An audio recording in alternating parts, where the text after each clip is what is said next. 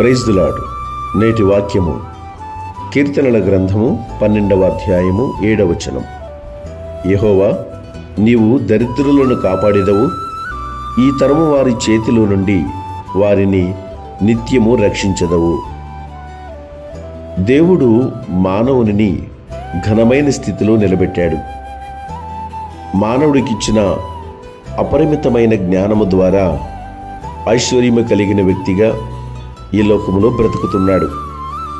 అయితే తను ఉన్నతమైన స్థితిలో ఉండడానికి, తను ఐశ్వర్యవంతునిగా బ్రతకడానికి తన స్వార్థంతో తనకు అడ్డొచ్చే వారిని బలాత్కారము చేత, మోసము చేత, పేదవారిని, దిక్కులేని వారిని, దరిద్రులను అణచివేసి తను మాత్రం ఎంతో సంతోషాన్ని పొందాలని స్వార్థపూరితమైన ఆలోచన చేస్తూ ఉన్నాడు.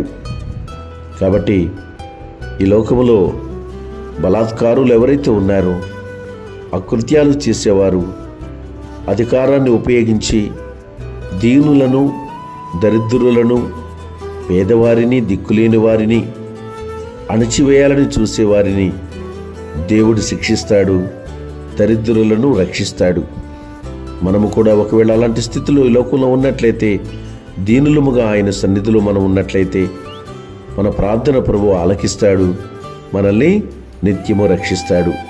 కాబట్టి ఆయన చేత రక్షించబడాలి అంటే మనం ఎల్లప్పుడూ కూడా దీనులుగా ఆయన సన్నిధిలో ఆయనకు మొర్రపెట్టవలసి ఉన్నది.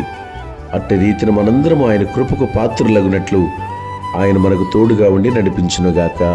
ఆమేన్.